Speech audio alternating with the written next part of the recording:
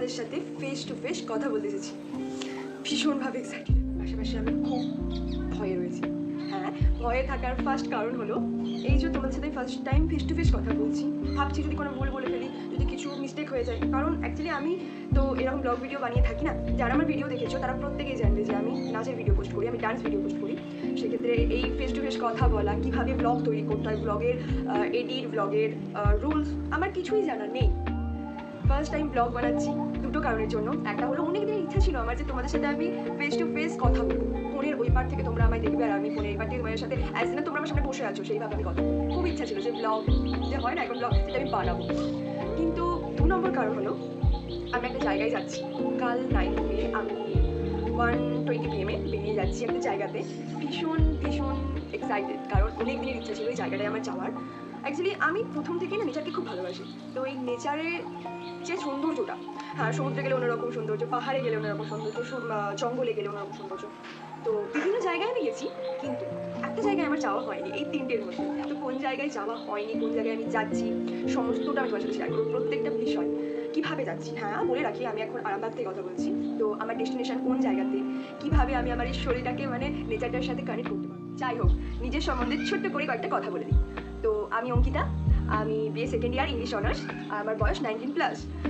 এগুলো তো হলো বাহ্যিক পরিচয়, বাট সত্যি বলতে জানো তো আমি না ভেতর থেকে ভীষণ একটা প্রাণোচ্ছল মেয়ে, যে সবসময় হাসতে পছন্দ করি আর ভীষণ বক করতে পছন্দ করি। আমার কথা শুনে নিশ্চয়ই এতক্ষণে বুঝে গেছে যে আমি অতিরিক্ত বক করি, গল্প করতে তো মাস্ট পছন্দ করি। তো এই ইচ্ছাগুলোকে সরিয়ে রাখতে আর পারলাম না, সোজাসুজি তোমার সাথে কথা বলতে এসে গেলাম অ্যাটলিস্ট। তো আমি নিজের সম্বন্ধে আর বেশি কিছু বলবো না, ধীরে ধীরে আমার আসল বিষয় কি। হাই গাইস, বলেছিলাম না আগের দিন যে পুরো জার্নিটা দেখাবো। তো আজকে আমাদের জার্নি স্টার্ট হয়ে গেছে, আমরা বাড়ি থেকে বেরিয়ে পড়েছি। আমাকে চিনতে পারছো না, আমি শ্রাবণী সাহা উর্ফে সাবু। ওকে। আর হ্যাঁ, মনে হচ্ছে না যে আগের দিন যে ইন্ট্রোটা দিয়েছিল সে কই? অঙ্কিতা, মানে যার চ্যানেল অঙ্কিতাস ওয়ার্ল্ড উর্ফে অনু। দেখাচ্ছি হ্যাঁ তাকে তাহলে। হ্যালো গাইস, এই যে এটা অনু, মানে অঙ্কিতা উর্ফে অনু তার চ্যানেল, আর এটা লগ্না উর্ফে লগা। মানে আমাদের এই শর্ট ফর্মগুলো জেনে রাখো, কারণ আমাদের শর্ট ফর্ম ধরেই বেশি ডাকা হয়, তো আমাদের ভালো নামগুলো বেশি বলা হয় না। এই যে চলো স্টার্ট করা যাক নাকি তাহলে।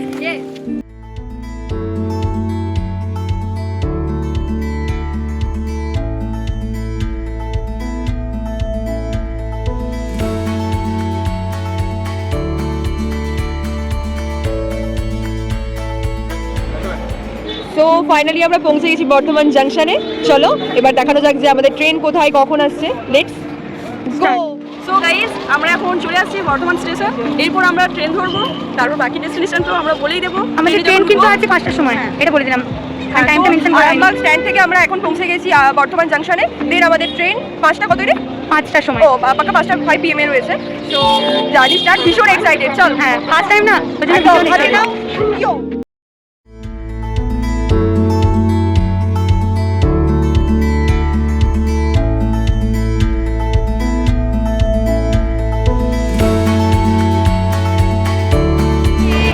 বলছিলাম না তখন যে আমরা ট্রেনে উঠে গেছি, আমরা অনেকক্ষণই উঠেছি, এখন একটু সন্ধ্যে হয়ে গেছে। পরে বাজে বলতো এখন তো বাজছে মেবি 7:30। তো হ্যাঁ, আমরা পাক্কা 1:00টার সময় শিলিগুড়ি স্টেশনে নামছি। তো ওখানে গিয়ে ওই 1:00টার সময় তো চারিদিকটা অন্ধকার তো থাকবেই অবভিয়াসলি, আর একটু নির্জন জায়গা হবে। তো একটা অন্যরকম এক্সপিরিয়েন্স, বাট ভয়টা কমে গেছে কারণ এক কাছে সিটটা পড়েছে, দুটো সিট পেয়েছি, বাট আমরা একসাথে বসে আছি, এক কাছেই বসে আছি। তো এবার বিষয়টা হচ্ছে যে ট্রেনের মধ্যে ভীষণ ক্যাওয়াস হচ্ছে। তো শুনতে পাবে না, আশা করছি ক্লিয়ারলি কথাগুলো। তো এখন ভিডিওটা অফ করছি, দেন আমরা 1:00টার সময় শিলিগুড়ি স্টেশনে নামছি, তখন দেখাবে তোমাদের তখন একদম দেখা হচ্ছে। টাটা। Hours later. আমরা এখন পৌঁছে গেছি শিলিগুড়ি জাংশনে। জাংশনটা খুবই ভিড় হয়েছে, রাত্রি এখন 1:00 বাজছে। 1:00 বাজলেও কোনো রকম নিস্তব্ধতা নেই, ভীষণ ক্যাওয়াস হচ্ছে। তো তোমাদের সাথে পরে কথা বলছি। তো অ্যাটলিস্ট আমরা এখানে এখন কিছুক্ষণ স্টে করছি, দেন আমরা ওই 4:30 করে বেরিয়ে যাবো ট্রাভেল এজেন্সির সাথে আমাদের ডেস্টিনেশনের উদ্দেশ্যে। কোনো কাজ নেই, সো আমাদেরকে টাইমটা কাটাতে হবে, তার জন্য এখন আমরা ঘুরছি, হাঁটাহাঁটি করছি। তোমরাও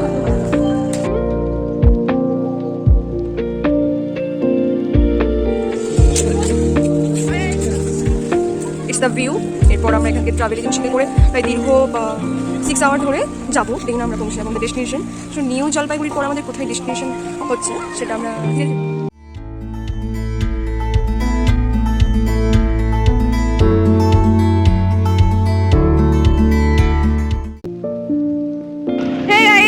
welcome to Gangtok. Good morning. পৌঁছে গেছি আমাদের ডেস্টিনেশনে। এতক্ষণে ফাইনালি আমি তোমাদের জানিয়ে দিলাম আমরা কোথায় এসেছি। তো ভীষণ ভীষণ এক্সাইটেড, খুব খুব খুব এক্সাইটেড। তার কারণ তো বললামই যে আমরা গ্যাংটকে পৌঁছে গেছি। আর গ্যাংটকের যে সিনারি সব তো তোমাদের দেখালাম টুকটুক করে ক্লিপগুলো রাস্তায় আসার পথে। তো এরপর আমরা এখন একটা রুমে আপাতত বসে রয়েছি, কিন্তু এরপর আমরা যে রুমে স্টিল হয়ে যাবো। এখন রুমে একটু শর্ট রয়েছে, তার জন্য একটা রুমে সবাইকে স্টে করতে হচ্ছে।